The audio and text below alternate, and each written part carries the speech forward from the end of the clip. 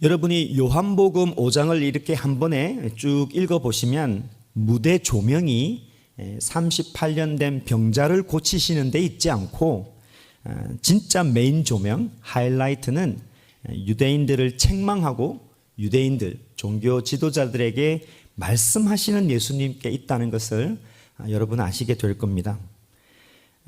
유대인들은 안식일 날에 병자를 고치셨다는 이유로 예수님을 박해하기 시작했습니다.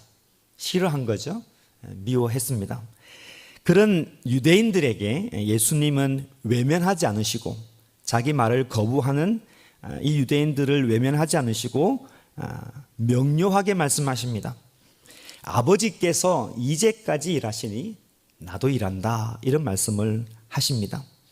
그랬더니 이 종교 지도자인 유대인들이 이제는 박해 수준을 넘어서서 예수님을 죽이려고 합니다. 이유는 하나님을 자신의 아버지라고 호칭을 했기 때문입니다. 사실 이 정도의 적대적인 사람 앞에 있으면 피할 만한데 예수님은 피하지 아니하시고 계속 말씀하십니다. 5장 24절에 보면 그 핵심적인 말씀 가운데 복음의 메시지가 있는데, 내 말을 듣고 또 나 보내신 이를 믿는 자는 영생을 얻었고 심판에 이르지 아니하나니 사망에서 생명으로 옮겼느니라, 이 말씀을 하십니다. 복음의 말씀이십니다. 여러분, 이 말씀을 보시면 영생을 얻는 일, 영원한 생명을 얻는 일이 그렇게 어렵지 않습니다. 예수님의 말씀을 액면 그대로 믿고 하나님을 창조주 하나님이라고 고백을 하면 영생을 얻을 것이다 라는 미래가 아니라 이미 너희가 영생을 얻었다라고, 현재 우리가 생명의 삶을 살게 된다고 복음의 말씀을 해 주십니다. 예수님은 이렇게 강력하게 놀라운 복음의 말씀을 하셨습니다. 그러나 이 쉬운 복음의 말씀을 어떤 사람은 믿고 이 영생에 관련된 하나님의 복음의 말씀을 어떤 사람은 절대로 받아들이지 않습니다. 여기에 나와 있는 유대인들, 종교 지도자들이 그렇습니다. 그래서 오늘 본문을 보면 예수님은 외면하지 않으시고 또 예수님께서 계속해서 자기 자신이 하나님의 아들이심을 증명하고 말씀하고 있는 것을 보게 됩니다. 여러분이 말씀을 잘 따라오시고 여기까지 말씀을 쭉 읽게 되시면 두 가지 생각이 듭니다. 하나는 왜 예수님께서 이렇게 자신을 박해하고 죽이려고 하는 유대인들에게 계속해서 이렇게 말씀을 하실까 하는 겁니다. 여러분, 사람을 이렇게 대하다 보면 말을 썩고 이렇게 계속 말을 하고 싶은 사람이 있고, 한두 번 말을 하다 보면 이분하고는 말을 썩지 말아야지, 이런 사람의 관계가 있지 않겠습니까? 여러분은 누구와 대화하는 것을 좋아합니까? 제 마음을 잘 이해해 주는 사람하고 대화를 하고 싶지 않겠습니까? 공감해주고 지난주 칼럼처럼 그랬구나 그러면서 그 마음을 다 이해해 주는 사람이 있다면 사실은 밤새도록 이야기하고 싶지 않겠습니까? 그러니까 우리가 대화하기 힘든 경우는 어떻습니까? 항상 내 말을 자지하고 옳다 그르다는 것으로 판단을 하고, 그러다 보면 대화가 길어집니다. 그리고 대화가 이렇게 길어지는 게 아니라 하고 싶지 않은 마음이 기본적으로 있는 것이죠. 그런데 오늘 본문을 보면 예수님은 자신의 이야기를 아예 듣지 않으려고 작정한 사람들, 미워하고 박해하고 눈에는 살기가 가득한 이 유대인들에게 피하지 아니하시고 집요하게 계속 말씀하십니다. 도대체 왜 그러실까 하는 것이죠. 여기에 대답이 이들도 하나님의 백성이기 때문입니다. 참 대화하기 싫은 사람들이지만 이들도 아브라함의 자손이기 때문입니다. 여러분, 구약 성경을 좀 읽어보면 이스라엘 백성이 하나님께 어떤 백성이었다는 것을 여러분 너무 잘 알 것입니다. 제가 감히 하나님이라면 정말 상대하고 싶지 않는 민족이 이스라엘 민족이지 않을까 합니다. 감사하기는커녕 늘 원망하고 툭하면 우상을 만들고 자기 잘났다고 살아가는 사람들이 이스라엘 백성들입니다. 그러다가 우리말로 얍삽하게 좀 어렵고 전쟁이 일어나고 기근이 일어나고 어디 아프고 그러면 환경이 힘들어지면 꼭 하나님을 찾습니다. 그러면 하나님은 이 백성을 또 외면하지 않으시고 또 가셔서 구원해내시고 말씀하시고 살려내십니다. 그러면 또 배가 부르면 하나님 없다 하고 우상을 섬기고 이렇게 살아가는 패역한 백성들이 이스라엘 백성들입니다. 그런데 하나님은 이 백성들을 버리지 않으십니다. 왜냐하면 언약의 백성이기 때문입니다. 하나님께서 아브라함을 택하시고 이 아브라함과 더불어서 covenant, 언약을 맺어 주셨습니다. 저 백성들의 됨됨이에 따라서 이 백성을 돌보시는 것이 아니라 당신의 신실하신 언약으로 이 백성들을 지키시고 계속해서 말씀을 하신다는 것입니다. 똑같습니다. 여기 예수님도 마찬가지입니다. 예수님은 자신을 박해하고 죽이려 하고 미워하려고 하는 이 유대 백성들이 싫어서 얼마든지 이 백성들을 등을 돌리고 이방인에게로 가서 복음을 전할 수 있었습니다. 그럼에도 불구하고 단 한 명에게라도 이 새 언약이 시작되었다는 놀라운 복음을 전하기 위해서 이 강팍한 사람들을 붙들고 계속해서 말씀하시는 하나님을 오늘 본문에서도 보게 됩니다.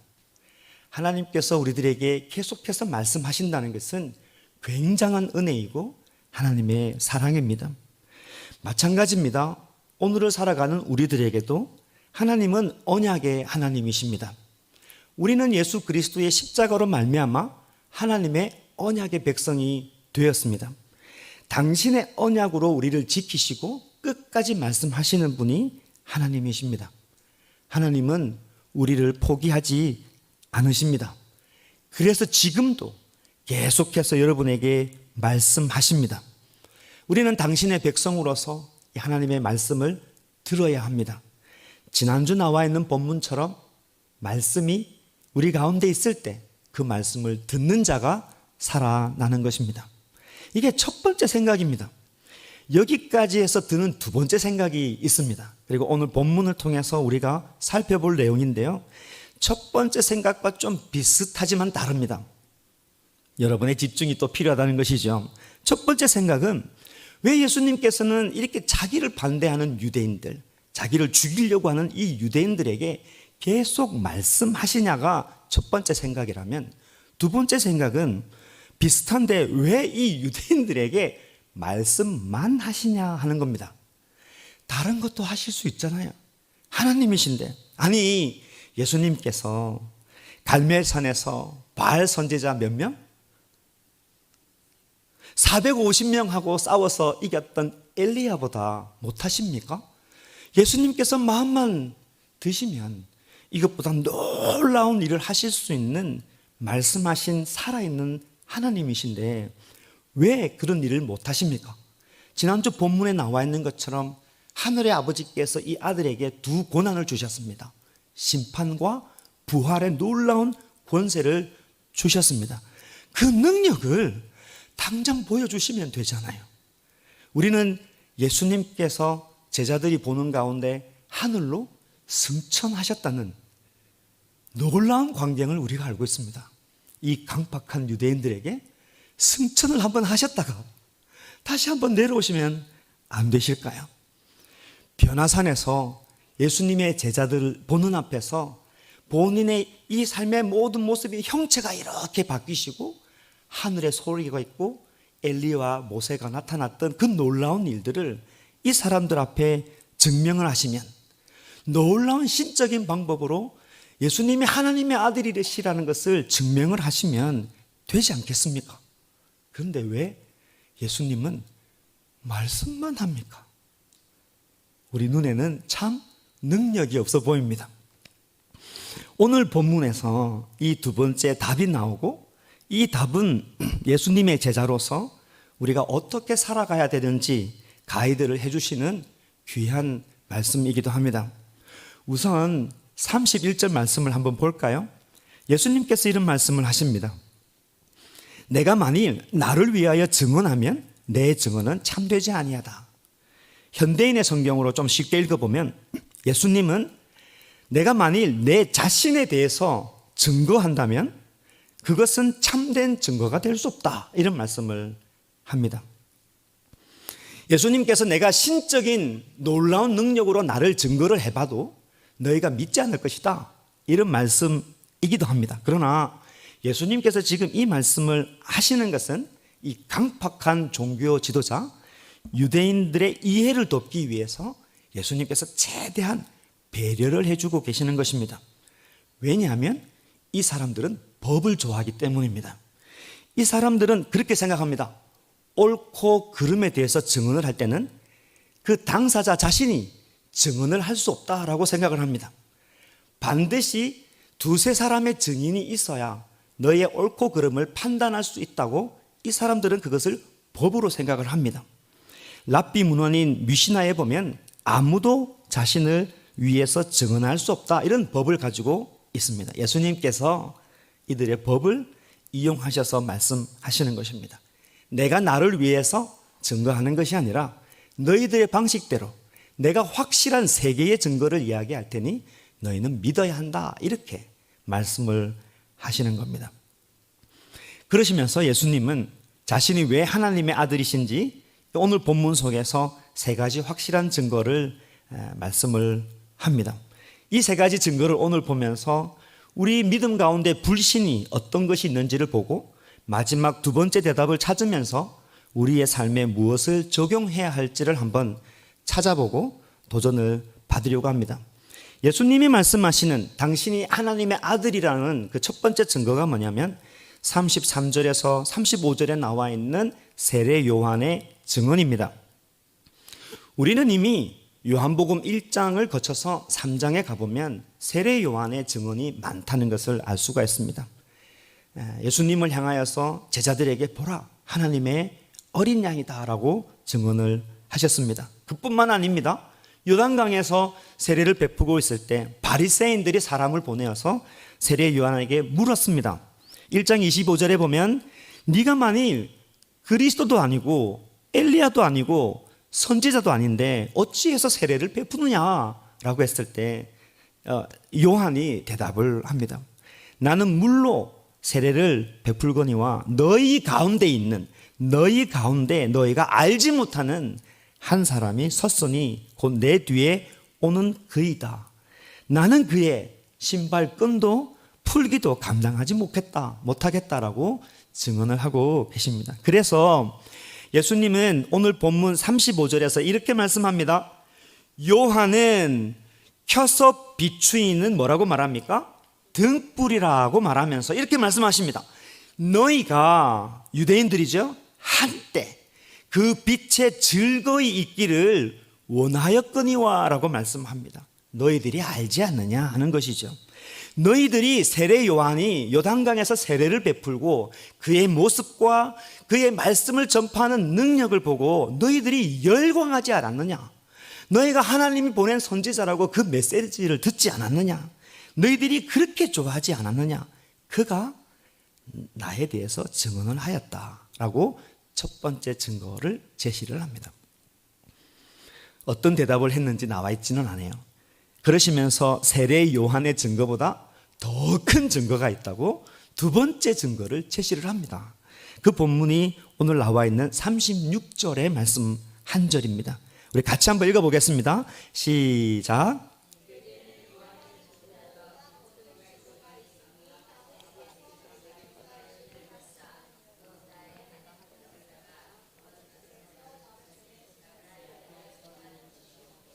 본문이 길어지면 이게 짝짝 맞춰서 잘 안 읽어지겠죠? 여기서 핵심 단어가 있습니다. 어떤 단어입니까? 역사입니다. 히스토리가 아니죠. 미라클입니다. 또 지난번에 말한 것처럼 사인입니다. 하나님의 표적이고 또 우리 예수님께서 베푸신 기적들입니다. 이미 유대인들은 이 가운데 몇몇 유대인들은 예수님께서 행하시는 기적들, 표적들을 보고 하나님께서 하시는 일이라고 알게 되었습니다. 그 중에 한 사람이 있었습니다. 요한복음 3장에 보면 바리새인이기도 했고 유대인의 지도자였던 누가 있습니까? 니고데모가 있습니다. 니고데모가 이렇게 말합니다. 한번 들어보십시오. 그가 밤에 예수께 와서 이르시되 랍비여, 우리가 당신은 하나님께로부터 오신 선생인 줄 압니다. 하나님이 함께 하시지 아니하면 당신이 행하시는 이 역사, 이 표적을 아무도 할 수 없습니다 라고 유대인이지만 고백하게 됩니다. 우리가 이미 요한복음을 통해서 예수님께서 행하신 표적을 많이 보았습니다. 물이 변하여 포도주가 되었습니다. 죽어가는 왕의 신하의 아들이 살아나는 것을 보았습니다. 그리고 오늘 본문에서 38년 된 병자가 치유가 되는 것을 보았습니다. 절대 부인할 수 없는 하나님의 역사가 눈앞에 일어났습니다. 사실 우리들에게 더욱더 부인할 수 없는 놀라운 하나님의 역사가 하나 더 있습니다. 그게 무엇일까요? 죽은 자 가운데서 살아나는 부활입니다. 그래서 요한복음은 그것을 증거합니다. 죽었던 나사로가 살아납니다. 그리고 십자가상에서 돌아가셨던 예수님께서 무덤에서 다시 살아나는 놀라운 하나님의 역사, 놀라운 하나님의 표적, 이 기적을 보여주시면서 너희가 부인할 수 없다는 확실한 증거를 이야기합니다.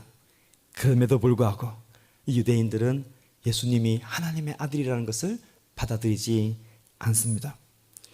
우리도 놀라운 하나님의 역사, 놀라운 하나님의 일들이 우리 가운데 많이 일어납니다.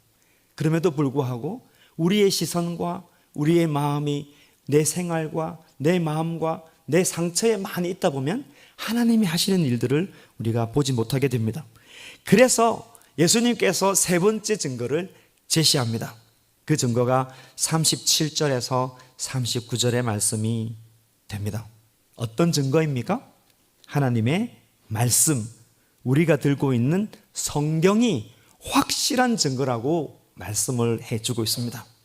잘 보시면 요한의 표적보다 더 큰 증거가 하나님의 역사이고, 여기에는 나와 있지 않지만 그런 패턴으로 보면 눈에 보이는 이 역사보다 확실한 증거가 하나님의 말씀, 우리가 손에 들고 있는 성경이다라고 예수님께서 말씀해 주고 계시는 겁니다.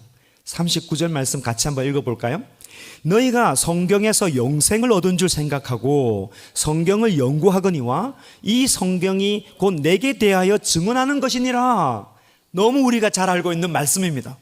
굉장히 중요한 말씀입니다. 성경은 누구에 대해서 말씀하십니까? 예수님에 대해서 말씀합니다. 그런데요, 성경을 엄청 읽고 성경을 연구하고 성경을 공부하지만 성경이 무엇을 말하는지 모르는 사람들이 있을 수 있다라고 말씀을 하는 겁니다. 지금도 그래요. 성경이 지금까지 존재하는 베스트셀러 중에 하나라고 하잖아요. 그래서 기독교를 알고 싶어서, 예수님을 알고 싶어서, 여러분, 우리 교회를 벗어나서, 신앙을 벗어나서 성경을 읽는 사람들이 생각외로 엄청 많습니다. 연구하고 몇 번씩 통독하고 우리 이상 수준으로 성경을 연구합니다. 그러나 그 성경 가운데 예수님을 만나지 못하는 사람도 많다는 말씀이 됩니다. 마찬가지인 거예요. 여기 유대인들이 그렇습니다. 성경에 능통한 유대인들이지만 메시아가 이 땅에 오실 것을 너무 잘 알고 있는 그 약속의 말씀을 붙들고 있는 사람이지만 그럼에도 불구하고 눈앞에서 말씀하시는, 표적을 행하시는 예수님을 받아들이지 못하고 있습니다. 그 이유가 뭐냐면 이 사람들은 자기들이 원하는 예수가 있기 때문입니다. 내가 원하는 예수가 있기 때문입니다. 가끔씩 여러분 시사 프로그램을 보면 이단에 대한 방송이 가끔씩 나옵니다. 그죠? 신천지는 신천지고 정말 상상을 초월한 이단 방송들이 나옵니다. 근데 거기에 보면 제가 납득이 되지 않고 이해가 되지 않는 게 있는데 꼭 그 자리에 누가 있냐면 전통적으로 신학교에서 신학을 공부한 목사와 전도사가 그 자리에 있습니다. 이해가 되지 않아요. 어떤 예배는 타작마당이라고 그래서 이런 예배 가운데 앞으로 나와서 아빠가 딸 뺨을 때리고 딸이 아빠를 막 저주합니다. 놀라운 일이죠. 말도 되지 않는 일인데 공개 예배 가운데 합니다. 왜 그러냐면 네 가운데 있는 귀신을 쫓아내는 방법이라고 이야기를 하는 그런 이단들도 있습니다. 그런데 이렇게 말도 되지 않는데 성경을 공부하고 성경을 읽으면서도 이 말도 되지 않는 이 자리에 왜 사람들이 모여 있느냐는 것입니다. 한 가지 이유는 내가 원하는 예수를 찾고 싶어서인 것입니다. 성경에서 말씀하시는 예수님에 대해서 그렇게 말씀을 해도 그 말씀하시는 예수님은 관심이 없고 내 문제를 당장 해결해 줄 수 있는 예수를 찾아서 이 자리에 오게 된 것입니다. 당장 나의 문제를 풀 수 있는 예수를 향하여서 찾아서 그런 자리에 들어가게 되는 것입니다. 그래서 나의 퍼스펙티브, 나의 시선이 잘못되어지면 그 굴절이 된 블랙홀처럼 예수님이 보여진다는 것입니다. 43절에서 말씀을 하고 있네요. 나는 내 아버지의 이름으로 왔는데 너희가 영접하지 아니하나 만일 다른 사람이 자기의 이름으로 오면 영접하리라. 똑같은 말씀인 겁니다. 네가 원하는 예수 메시아의 모습으로 누가 예수의 이름으로 나타나면 너는 그를 따를 것이다 라고 말씀합니다. 얼마나 아이러니합니까? 눈앞에서 살아계시고 역사하시고 말씀하시는 하나님이 계신데 우리는 그 하나님을 영접하지 아니하고 내가 원하는 예수를 찾아가는 것입니다. 사랑하는 성도 여러분, 우리가 말씀을 읽어야 하는 이유가 여기 있습니다. 말씀을 통해서 예수님을 만나셔야 합니다. 유튜브를 통해서 예수님을 만나시면 자꾸 이상한 데로 가게 됩니다. 우리가 말씀을 읽지 않고는 살아갈 수가 없습니다. 뿐만 아니라 오늘 말씀의 정황상 우리들에게 하시는 말씀이 뭐냐면 말씀을 읽을 때는 내 생각을 내려놓아야 합니다. 내 상황이 아무리 급하고 절박하다 할지라도 내가 듣고 싶은 말씀만 골라서 들어서는 안 되는 것입니다. 나에게는 편견이 없는지, 나에게는 상처가 없는지, 나에게는 고집이 없는지, 나에게는 꺾어져야 되는 부분이 없는지 하나님 앞에, 말씀 앞에 자기 자신을 겸손하게 드러내야 합니다. 그때 하나님의 말씀이 들립니다. 자기 생각이 쭉만해 있으면 하나님의 말씀이 들리지 않습니다. 이것은 창세 이래로 지금까지 존재하는 위대한 진리 중에 하나입니다. 오늘 본문에 나오는 유대인들에게 예수님이 뭐라고 말씀하십니까? 40절 말씀 보세요. 그러나 너희가 영생, 그러니까 그렇게 연구하고 읽었고 통독하고 탐독하고 공부했던 그 영상이 아니죠. 영생을 얻기 위하여 실제로는 내게 오기를 원하지 않는구나. 이렇게 말씀합니다. Eternal life, 영원한 생명에 대해서 공부를 하지만 자기 실제 삶에는 관심이 없다는 겁니다. 굉장히 중요한 겁니다. 우리가 잘 알고 있는 구약의 위대한 선지자가 있습니다. 하박국 선지자입니다. 하박국서 마지막에 보면 이렇게 말씀합니다. 비록 무화과 나무가 무성하지 못하고 포도나무에 뭐가 없고 열매가 없고 감람나무에 소출이 없고 또 우리의 양이 없고 외양간에 뭐가 없다? 소가 없을지라도 잘 아시네요. 나는 누구로 인하여? 여호와로 말미암아 즐거워하며 나의 구원의 하나님으로 말미암아 기뻐하리로다. 나에게 아무 것이 없어도, 우리식으로 이야기하면 통장에 잔고가 없어도 구원의 하나님 한 분만 계시면 나는 그분으로 인하여서 기뻐하겠습니다 라는 하박국의 고백이 있습니다. 유대인들은 그렇지 않다는 것입니다. 구원의 하나님, 영생의 하나님은 옵션이고 여전히 나의 무화과 나무에는 열매가 많아야 합니다. 포도나무에는 주렁주렁 넘쳐나는 그 포도가 많아야 합니다. 밭에는 항상 먹을 것이 많아야 하고 그리고 우리의 양도 많아야 되고 소가 많아야 됩니다. 나의 하나님은 그래야 합니다 라고 자기의 하나님을 추구하는 것입니다. 그렇지 않고 구원을 주시고 영생만 주시는 하나님은 난 별로 관심이 없습니다. 이런 고백이 여기 있는 것입니다. 유대인들, 종교 지도자들은 영생을 주시는 하나님 앞에 나오지 않습니다. 왜 그렇습니까? 이미 가지고 있는 게 너무 많아요. 명예도 있습니다. 돈도 어마어마합니다. 그리고 이 많은 동네에 있는 유대인들을 딱 잡을 수 있는 뭐가 있습니까? 율법이 있습니다. 이 법 위에 하나님을 바라봅니다. 그리고 내가 원하는 메시아를 기다립니다. 어떤 메시아입니까? 메시아 보내주셔서 내 위에 있는 저 로마들을 다 물쳐주세요. 자기가 더 높은 자리에 올라가고 싶어하는 욕망이 있는 것입니다. 그 꿈을 메시아가 실현해달라는 것입니다. 유대인들 뿐이겠습니까? 현대인들도 마찬가지입니다. 나는 예수님을 믿지 못하겠다. 엄격하게 말하면 믿지 못하겠다가 아닙니다. 믿을 이유가 없다는 겁니다. 하나님을 찾을 이유가 나에게는 없다는 거예요. 그게 정확한 답입니다. 영생보다는 돈이 더 중요하죠. 그렇죠? 구원보다는 출세가 더 중요합니다. 내가 하나님을 찾는 이유는 딱 그 이유 한 가지입니다 라고 현대인들은 이야기합니다. 그게 성경이 말하는 예수님이 아니라는 것입니다. 여러분, 지금 정말로 마음이 찌든 대로 찌들려 있는 이 유대인들, 그 한 명을 위해서 간절하게 메시지를 전하고 있는 예수님의 마음을 아십니까?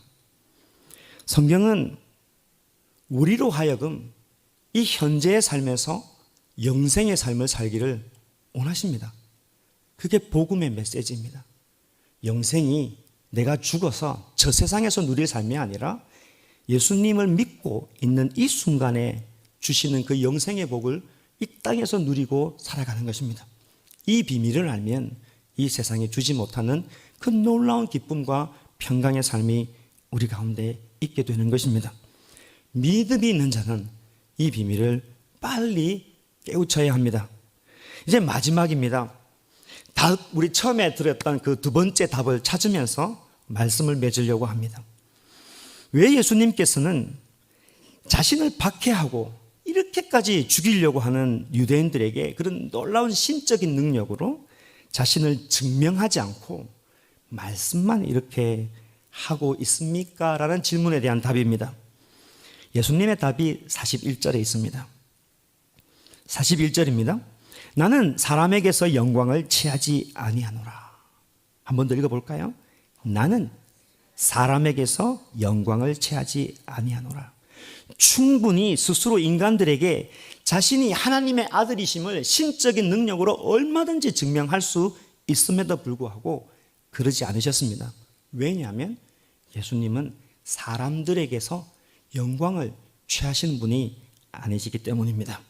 좀 말이 어렵지만 쉽게 풀이하면 예수님은 자신을 사람들에게 증명하기 위해서 이 땅에 오신 분이 아니라는 것입니다. 예수님의 말씀은 이미 나에 대한 증거는 이 하나님의 말씀에 풍성하다. 나는 아버지의 일을 하러 이 땅에 왔다. 당신의 일을 하실 뿐이다 라고 말씀을 해 주시는 겁니다. 증명하지 않는 삶, 자신에게 주어진 일을 묵묵히 걸어가시는 예수님의 모습을 여기서 보는 것입니다. 예수님을 사랑하고요, 예수님의 제자가 되기를 원하는 우리가 사실 걸어가야 되는 삶입니다. 유대인들에게 하시는 예수님의 말씀을 한번 들어보십시오. 5장 44절인데요. 유대인들은 어떤 삶을 삽니까? 너희가 서로 영광을 취하고 유일하신 하나님께로부터 오는 영광은 구하지 아니하니 어찌 나를 믿을 수 있느냐, 이런 말씀을 하십니다. 유대인들의 삶을 보십시오. 종교 지도자들의 삶이 어떨까요? 평생 자기의 영광을 증명하기 위해서 살아가는 사람들입니다. 마음에 평강이 없고 독한 것과 비평과 비판만 가득한 것입니다. 살아가는 삶의 유일한 목적이 되는 것입니다. 그러나 우리의 삶의 목적은 우리의 이름을 증명하기 위함이 아니라 하나님께 영광을 구하는 삶이 되어야 한다라고 말씀을 해줍니다. 요즘 한류 문화가 정말 끝장입니다. 말로 표현할 수 없는 한국의 문화가 애들 말로 쩝니다, 쩔어. 너무 대단한 파워를 가지고 있습니다. 그 중에 요즘 영화도 그렇게 조명을 받습니다. 근데 영화를 가만히 보면 거기에 보면 배우 경력이 30년이 넘어가는 정말로 이름 있는 배우가 조연으로 나오는 경우가 있습니다. 창가 앞에서 아무것도 하지 않고 대사도 그렇게 많이 없고 장면에도 그렇게 많이 나오지 않습니다. 근데 그 사람이 아니 내가 30년 동안 정말 이렇게 열심히 한 배우인데 나를 이렇게 하면 되냐? 그리고 그 역할을 깨고 좀 더 말하고 좀 더 등장하고 싶으면 그 영화가 되지 않습니다. 사실 알고 보면 우리들에게 이야기하는 것들이 비슷합니다. 우리가 우리의 이름을 증명하려고 얼마나 많이 삽니까? 교회를 심지어 다니면서도 이런 일들이 많습니다. 예수님의 이름을 이용하여서 자신을 증명하려고 하는 사람들이 있다는 것입니다. 말씀을 이용해서 내가 옳다는 것을 사람들에게 증명하려고 하는 사람들이 얼마나 많습니까? 또 그렇게 증명되지 못하면 내 삶을 향하여서 참 비참하고 자존심 상하다고 그렇게 말하는 경우도 얼마나 많습니까? 그렇지 않다는 것이죠. 나는 죽고 온전히 그리스도가 드러나는 삶을 살아야 됩니다. 나는 죽고 온전히 하나님의 영광만 드러나는 그런 인생이 되어야 됩니다라고 이 증거 가운데, 증명 가운데 예수님께서 친히 보여주시는 것입니다. 축복합니다. 우리의 삶은 온전히 아버지의 영광을 드러내는 삶이 되어야 합니다. 마지막으로 꼭 기억해야 합니다. 하나님은 이렇게 영광을 드러내는 감사와 찬양이 넘치는 자를 하나님이 찾으시고 그 사람에게 복 주시기를 원하신다는 사실을 잊지 말아야 합니다.